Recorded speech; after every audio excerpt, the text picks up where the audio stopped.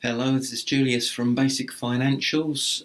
Today, just going to talk a little bit about changes in IR35.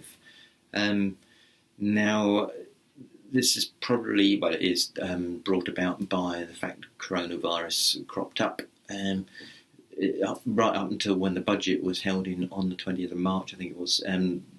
The changes in the regulations were going to go ahead, but because of the big things that are happening at the moment, the government have decided to delay those changes until the 6th of April 2021. Now, just to recap on what those changes were going to be, it related to people who are probably, I should say, should be covered by IR35. Now, this tends to be where you've got somebody working for somebody else, but where they have set up a company in between them and that somebody else, so that the somebody else pays the company and then the company pays the individual. Now, that's called a personal service company, and really what should be happening is, in most cases probably, if the relationship between the end employer and the end employee is really one of employer-employee, and that's the way it would be if it weren't for that company stuck in the middle by the employee, then really IR35 should be applied, so that the individual's company should be deducting tax and national insurance on what it pays over to the employee or director, as if just as normal employment, basically. Most people probably aren't doing that, and this is why HMRC have changed things, or were going to change things.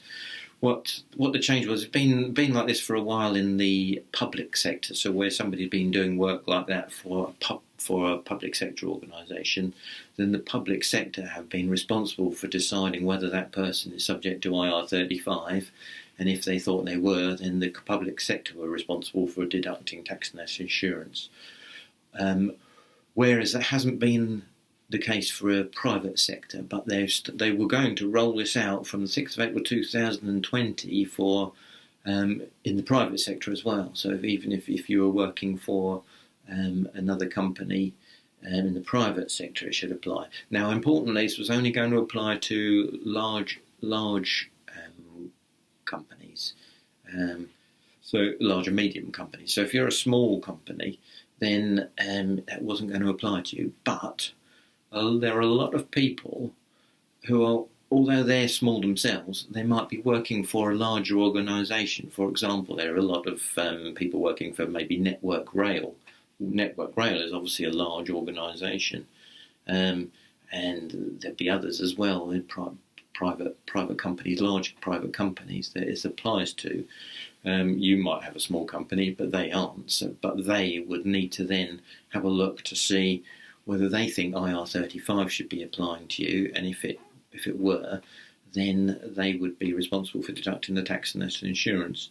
Now, a lot of steps had been taken to change things. So these companies thought this was going to happen from the 6th of April 2020, so some have decided to change their contracts and maybe bring people on as employees. Some people have said, well, no, we're not going to give you a contract anymore. But HMRC, because of all the things that are happening with coronavirus, decided there's enough change going on, and they were lobbied by Institute of Chartered Accountants, various other tax departments and unions and things. So they've decided to delay it for a year. So it is still due to come in. It will come in from some point, probably 6th of April next year. So anyway, you're back to as you were, assuming that the masses of changes that have probably been already put in place, if they can be unravelled and put back to the way it was, then you'll probably be all right. But note, this is very important, there haven't been any changes to the IR35 regulations themselves. The only change has been who is responsible for deciding whether it applies, and then who is responsible for deducting the tax and national insurance.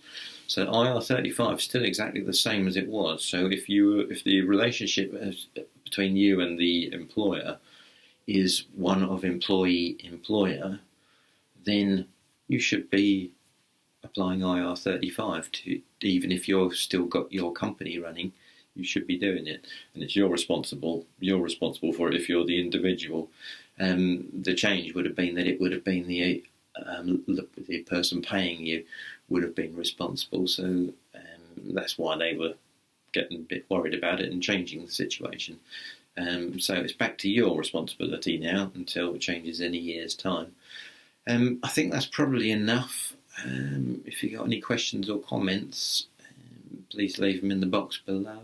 Like and subscribe as usual, and hopefully you'll be able to carry on working through this period. If not, remember to look out for the help for self-employed, furloughed schemes, and keep an eye on the government's website on that.